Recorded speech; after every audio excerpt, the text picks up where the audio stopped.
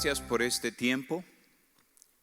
De nuevo es un privilegio estar aquí con ustedes y compartir este momento de la palabra, de lo que Dios ha estado poniendo en nuestros corazones.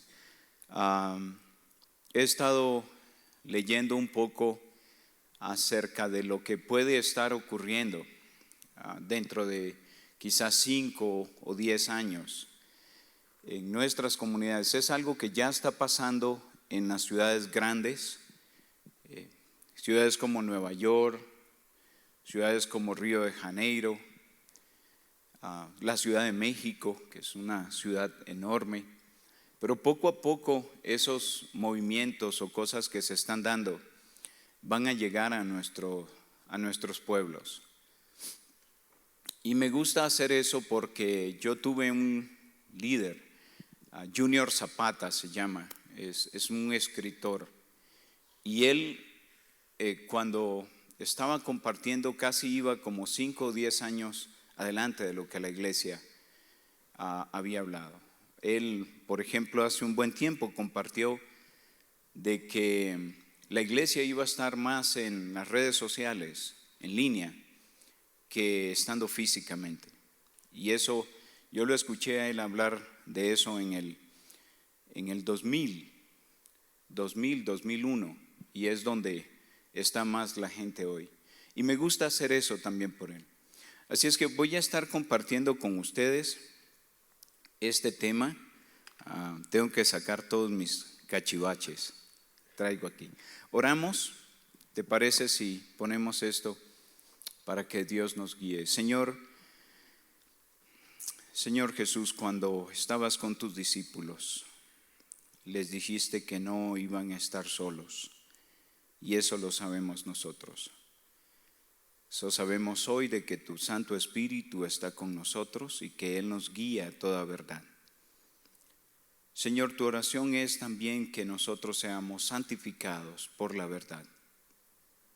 Porque solo la verdad de tu palabra puede darnos la libertad de vivir de una manera que te agrada a ti.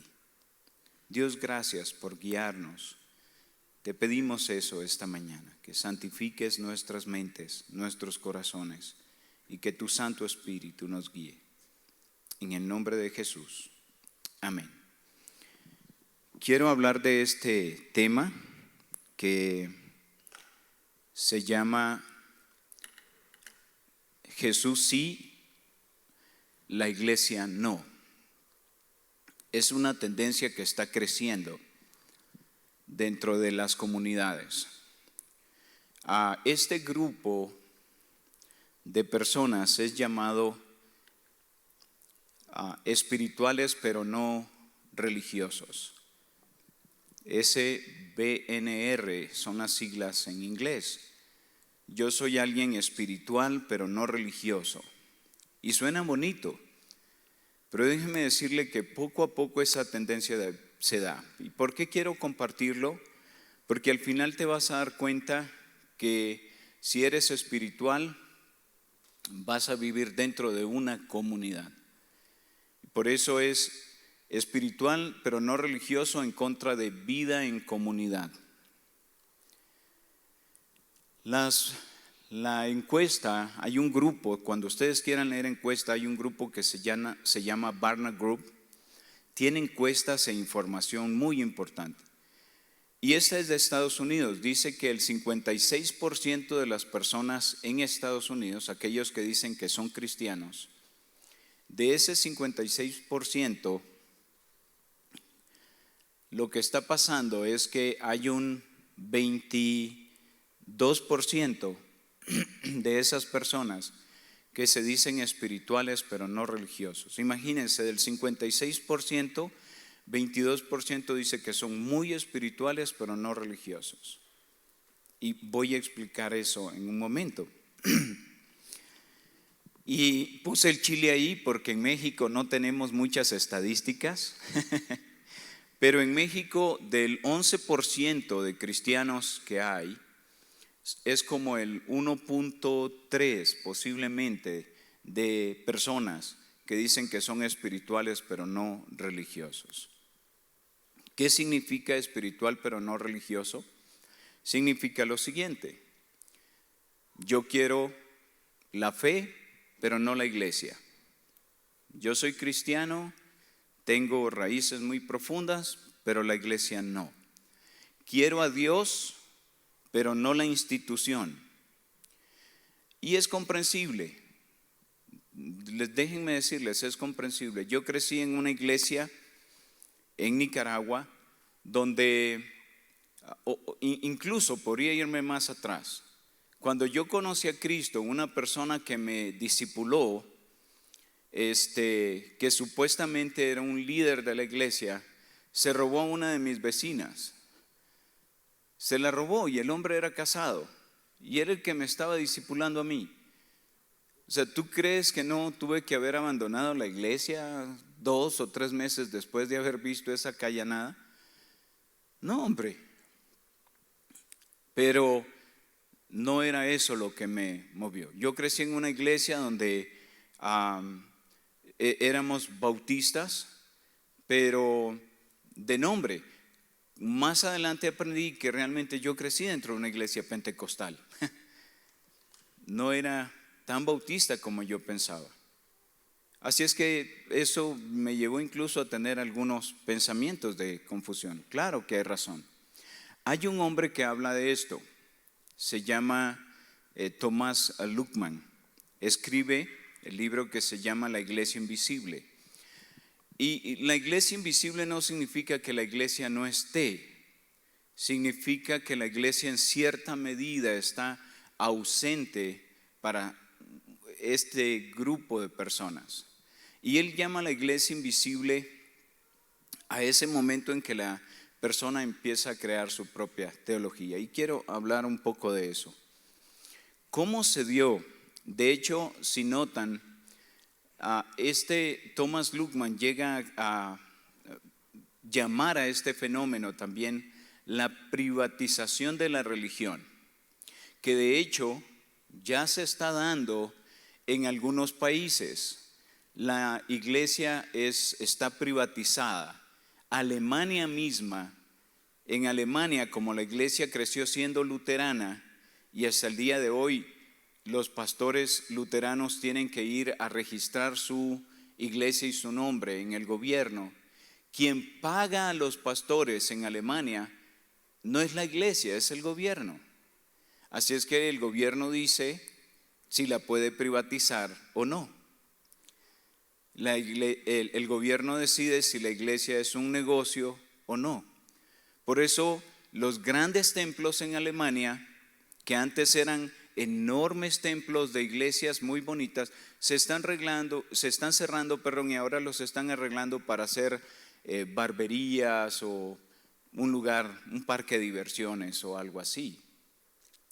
Dentro hay patinaje y cosas por el estilo.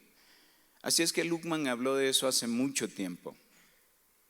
¿Qué hizo que este movimiento de los espirituales pero no religiosos se dé? Lo primero fue la Reforma Protestante.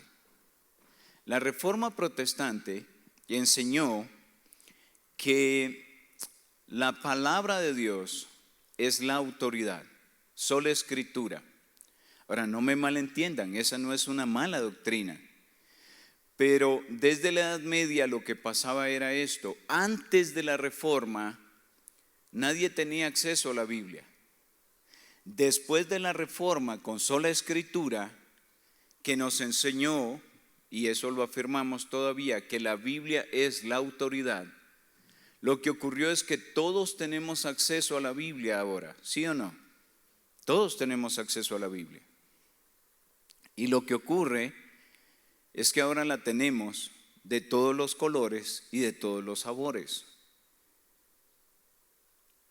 Y tenemos acceso a la Biblia, a interpretar incluso la Biblia cada uno de nosotros.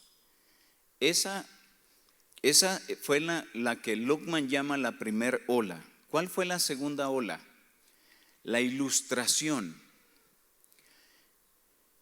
La primera ola nos da la autoridad es la Biblia. La segunda ola lo que hace es que en el tiempo de la Ilustración, que fue un movimiento filosófico,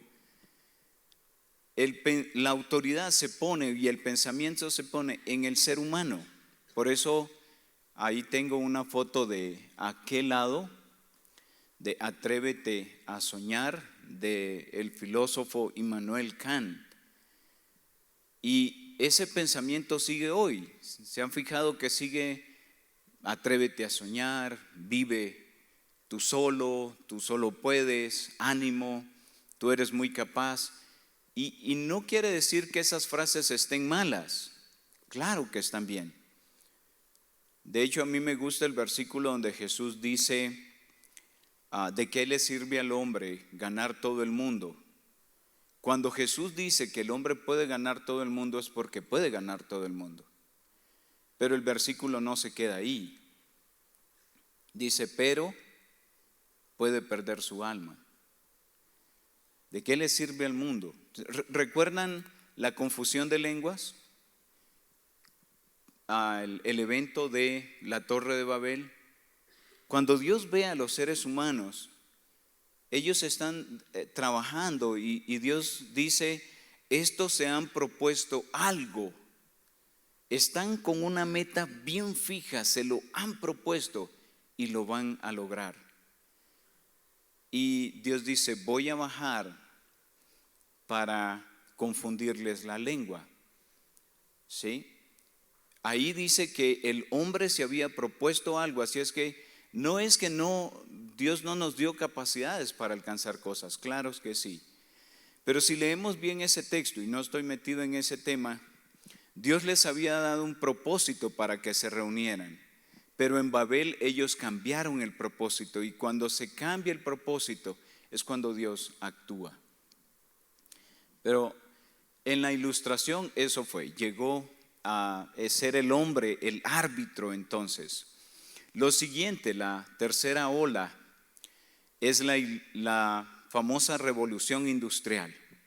Todas las personas vivían en comunidades, en pequeñas parroquias, pequeñas comunidades, una vida muy familiar, y explota la revolución industrial. Entonces las personas viajan hacia las grandes ciudades para tener empleo y dejan solas las comunidades, las parroquias, los lugares y están en las urbes, están en esos lugares y empiezan, ya no era la campana de la iglesia o el reloj de la iglesia quien dirigía sus vidas, era el reloj de la fábrica. Así es que la revolución industrial aceleró ese movimiento que hoy estamos viviendo.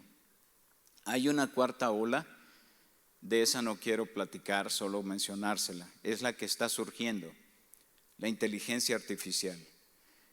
Hoy hay por lo menos unas 40 aplicaciones específicas de inteligencia artificial que nos ayudan en muchas de estas tareas. Solo quiero mencionar una, que es el proyecto más grande que tiene inteligencia artificial.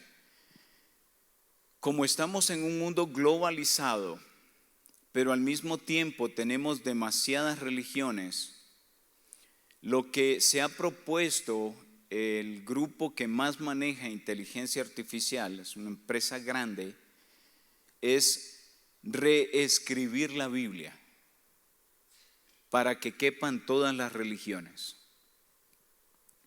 Ese es el proyecto más grande que tiene inteligencia artificial ahorita desarrollando. Reescribir la Biblia. ¿Sabes por qué? Porque es la Biblia que nosotros tenemos, esta que usamos ahora, para ellos es ofensiva, porque no incluye, por mencionar, la moda de ahora, a los Terian. O sea, tiene que haber un versículo para los Terians y tiene que haber un versículo para los LGBTQ y más.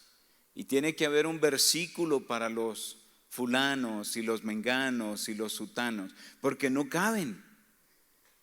Entonces, dentro de años o meses, cuando saquen esa Biblia, Génesis 1:26 ya no va a decir y creó Dios al hombre a su imagen y semejanza, varón y hembra los creó.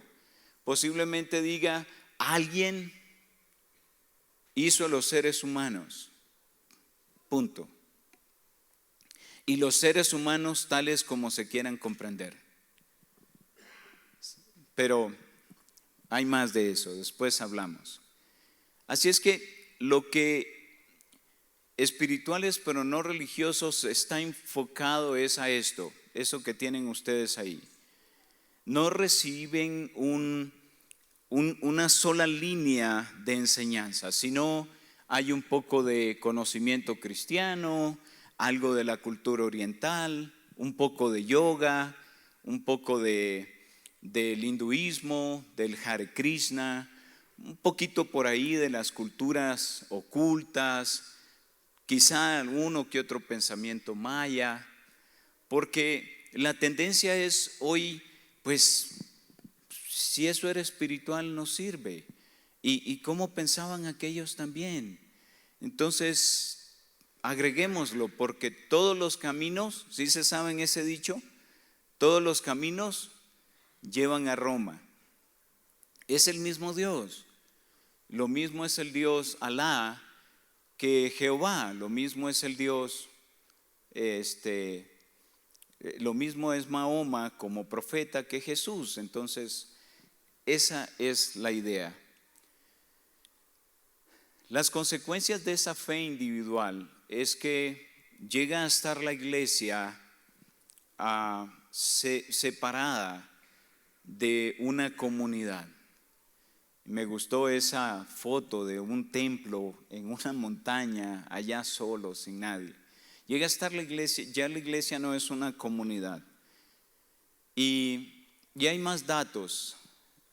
La vida espiritual que se vive dentro de los espirituales pero no religiosos es diferente. No hay una moral. Y cuando pongo ese templo ahí solo es porque entonces la iglesia ya no debe meterse en la política, la iglesia ya no debe meterse en la ética, la iglesia ya no debe meterse en la moral, la iglesia ya no tiene la autoridad para entrar en todos estos asuntos, incluso los negocios. Y lo que hace es que se vuelve una teología subjetiva. Por cierto, yo no sé si se entiende lo de abajo en Plotish. Me arriesgué a traducirlo con ChatGPT. Teología subjetiva. Surge la teología subjetiva. Es que cada uno de nosotros hace su propia teología. Y sí la tenemos, fíjense que sí la tenemos. Déjenme explicar esto. El papá tiene una forma de pensar en casa y la mamá tiene otra forma de pensar. Y ellos juntos, cuando están criándonos a nosotros, nos van enseñando cuáles son las normas de nuestra casa. Y nuestros hijos aprenden a tener sus propios parámetros para decidir. Tienen su propia teología, podríamos decir. Pero sí o no, que de todos modos siguen bajo la autoridad de papá y mamá hasta cierta edad. La teología subjetiva es lo que me está diciendo es yo puedo hacer mi propia teología y está bien, la puedes hacer, pero cuando eres parte de la comunidad, vives dentro de esa comunidad y voy a explicar de eso ahora. Otro de las cosas que pasa, a ver si, es que en esa teología subjetiva, la persona y no las escrituras se vuelven el árbitro de la verdad. Es lo que llamamos también relativismo. Tú tienes tu propia verdad, Tony, yo tengo la mía. No, Tony, yo tengo mi propia verdad. ¿Sí? Y así es como no, Alejandro, no, es lo que yo pienso. Cuando soy parte de una comunidad, eso cambia. Eso es teología subjetiva, cuando creo que solo lo que yo estoy pensando es lo correcto. Y dentro de ese grupo están los espirituales, pero no religiosos. ¿Qué ¿qué más pasa? Es que esa es la realidad, la vida en comunidad. ¿Y qué aprendemos de esto? Quiero compartir esto. Primero, es que nuestra fe, tenemos que entender que nuestra fe viene de una autoridad externa. Nuestra fe no nos la inventamos nosotros. Yo no me inventé el cristianismo, ni tú, ni Calvino, ni Lutero, ni antes de Lutero. Nuestra fe viene de una autoridad externa, y esa autoridad externa es Dios. Fue Dios quien, antes de la creación del mundo, ¿ves Efesios? Efesios va a decir: ustedes son salvos por gracia, y esto no es una capacidad de ustedes, es un regalo de Dios. Por gracia ustedes han sido salvos y han sido creados en Cristo Jesús para buenas obras. Y noten eso, dice: buenas obras que Dios preparó con anticipación antes de la fundación del mundo. Antes de la fundación del mundo, Dios ya estaba pensando en ti y en mí. Dios ya estaba pensando en la belleza imperfecta de la iglesia. Vuelvo a expresar eso. Dios ya estaba pensando en la belleza imperfecta de la iglesia, porque la iglesia tiene una belleza imperfecta. No todo lo que hacemos es perfecto, pero es bello ante los ojos de Dios. No todo lo que hacemos tiene la excelencia que para llegar a la medida de Dios, pero Dios así lo acepta por su gracia, por su misericordia. ¿Es conformista Dios? No. Él conoce nuestro corazón y sabe que no vamos a hacer las cosas nunca perfectas hasta que estemos delante de Él. ¿Qué aprendemos? Primero, eso. Lo segundo que quiero recordar, ¿qué aprendemos de esto? Que no puedo vivir con mi propia teología. Quiero invitar, si ustedes tienen la Biblia ahí, Primera de Corintios. Saben que ya tengo que estar usando lentes a cada rato. Dicen que es triste llegar a esta edad, pero es más triste no llegar. Primera de Corintios 12:14.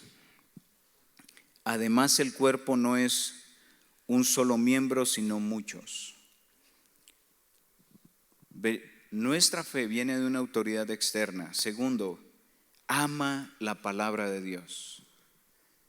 Ama la palabra de Dios y su autoridad. La Biblia, cuando habla de la iglesia, habla de la vida en comunidad, y Dios la compara con un cuerpo. Somos un cuerpo. Eso es lo que somos.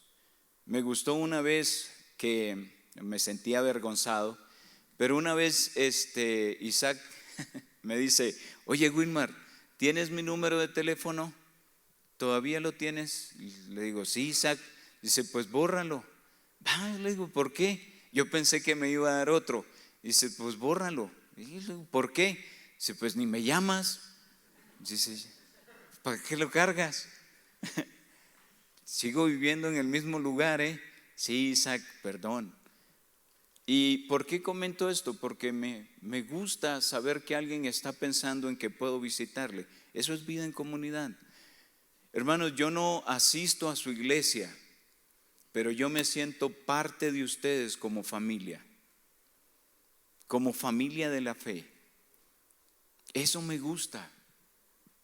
Y por alguna razón que yo quizá no voy a entender hasta que esté en el cielo, y quizá ni allá, Dios no tiene por qué decirme las cosas.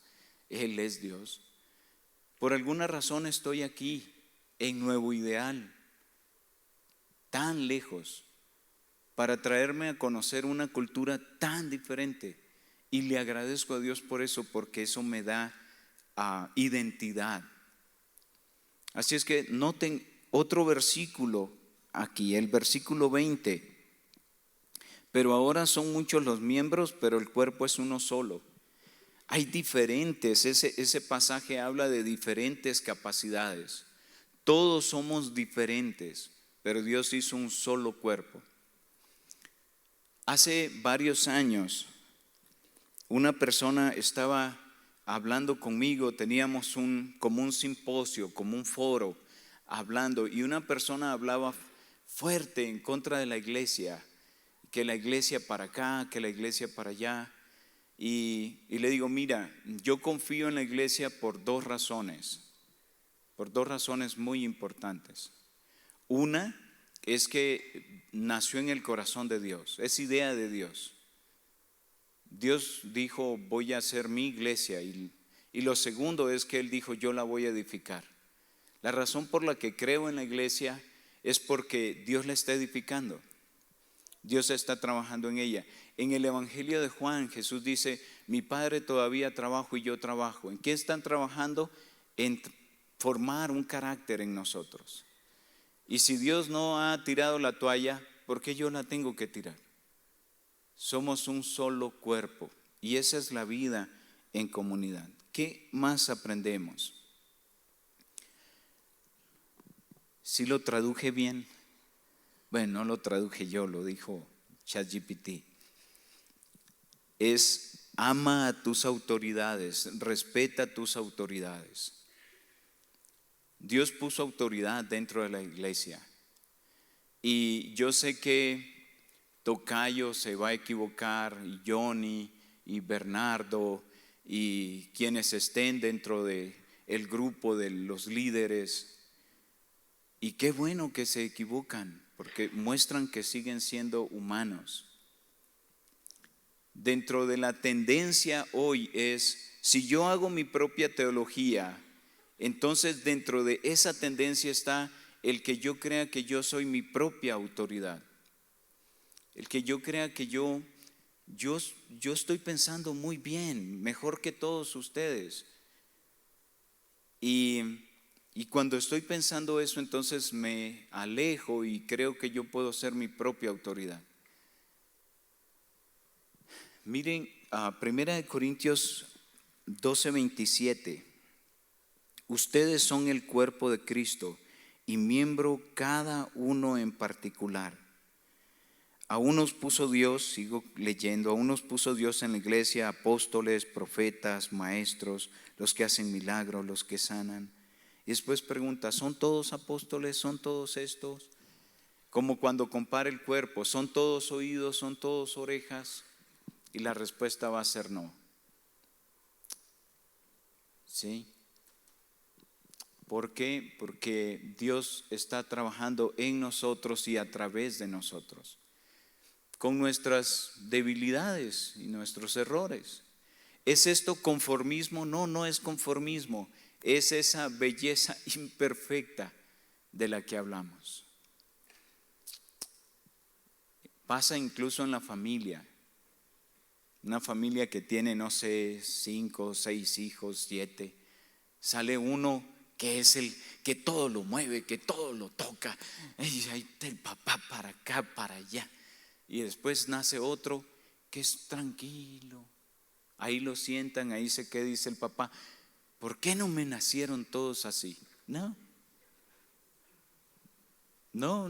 Dios, por alguna razón uno te nace así, otro va para acá, otro va para allá. Está el que le gusta estar leyendo y aquel que no le gusta leer, solo la música. Todo es diferente, pero hay belleza imperfecta dentro de eso. ¿Qué más aprendemos? Miren esa parte, hermanos, lo que dice Jonathan Leeman. Él escribe, por lo menos tiene 9 libros acerca de la iglesia, y dice, ¿por qué está en peligro la parte del cuerpo desconectada del cuerpo?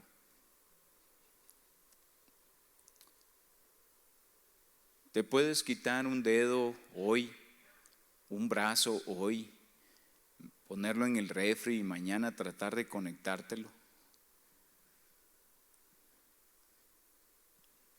¿Por qué hablo de este tema, hermanos? Porque va a ser una tendencia. Ahora no lo es, pero va a ser se vuelve una tendencia, o se puede volver una tendencia, una cosa normal, y la podemos parar a tiempo. ¿Cómo la puedes parar? Primero, recuerda que eres parte de una comunidad. Quizá no me guste cómo dirija Susi, por mencionarla, o cómo dirija Tocayo, pero yo soy parte de esa comunidad y amo su liderazgo y sé que por alguna razón Dios lo puso ahí. Lo que debo de hacer es aprender a someterme a esa autoridad, sujetarme a esos líderes, porque su palabra me da esa enseñanza y yo amo su palabra y la autoridad que me da para respetar a mis líderes.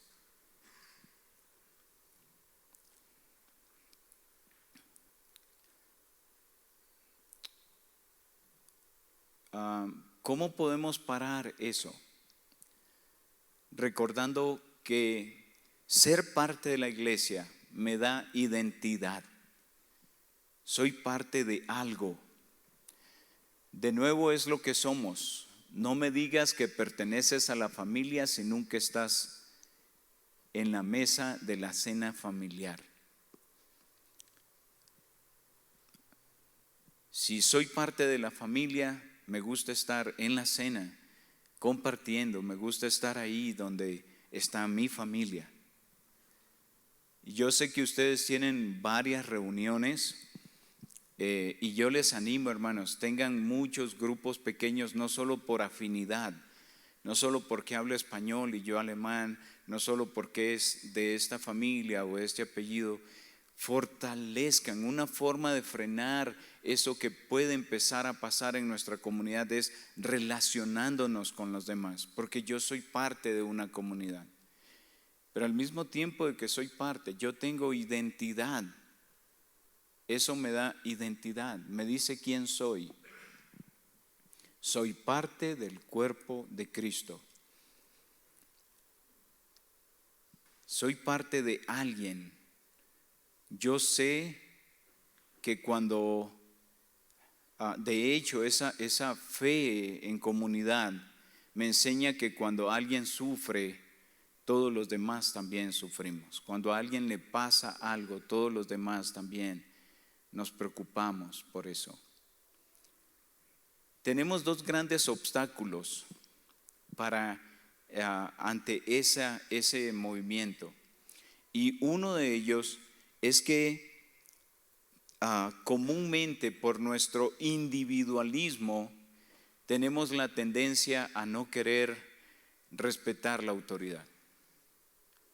Ese es el primer obstáculo. Ese individualismo que me lleva a no querer confiar en las autoridades.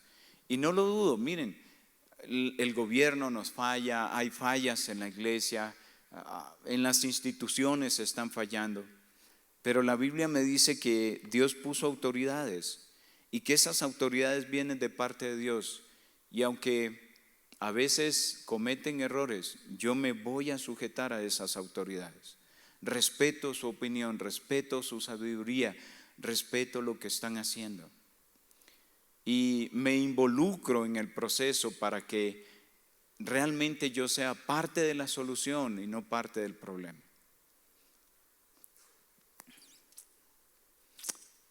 Nos da identidad. Quiero terminar con Apocalipsis. Cuando está terminando la obra de Cristo, este versículo me encanta. Apocalipsis 22. El que da testimonio de estas cosas dice: ciertamente vengo en breve. Amén.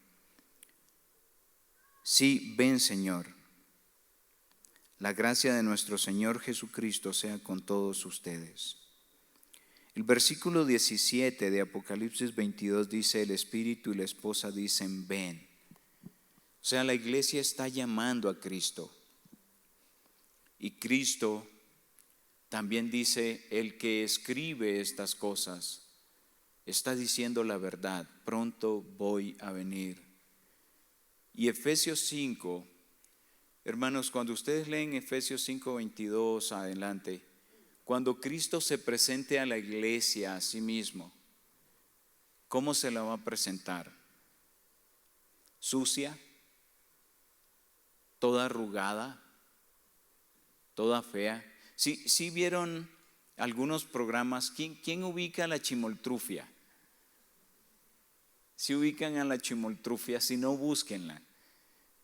La chimoltrufia es ese prototipo de mujer que está en la vecindad de México con el pelo todo desarreglado y una chancla de un color y otra de otro. Y Jesús no se va a presentar a la iglesia como la chimoltrufia.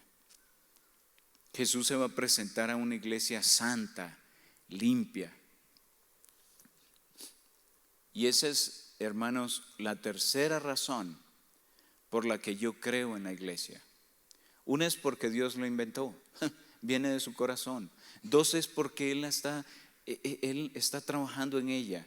Y tres, porque cuando realmente Él se la presente en ese momento último, cuando se abran los cielos y tú veas miles de millones de ángeles y Él ahí justo para tomar a su iglesia, la iglesia no va a estar ni sucia, ni arrugada, ni toda como la chimoltrufia, va a estar perfecta. Y yo digo, wow, tal vez yo no me siento así ahora, porque yo sé que tengo muchas imperfecciones, pero sé que cuando esté en ese momento final frente a Él, voy a estar santo, sin manchas y sin arrugas. Y así va a estar la iglesia. Quizá tú lo ves ahora y dices, no, esto parece que no funcionara, pero cuando sea el final, Dios la va a presentar sin error. Y gracias a Dios por eso. Así es que, ¿cómo detenemos todo este movimiento de yo soy espiritual pero no religioso? Ama su palabra, sométete a las autoridades, para eso las puso Dios. Y tercero, disfruta la identidad que tienes en Cristo, es lo que somos. Ser parte de la comunidad, ser parte del cuerpo de Cristo me da identidad. Y yo disfruto esa identidad. Amo esa identidad. Sé que soy parte de un grupito de personas que no son perfectos, para nada. Tienen muchos errores, pero soy parte de ese grupito. Y Dios está trabajando en él.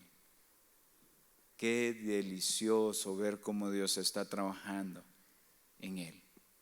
Años después veo cómo están cambiando sus vidas. Ons heeft een grote vrijheid die van der wereld als maar aanstopt te horchen.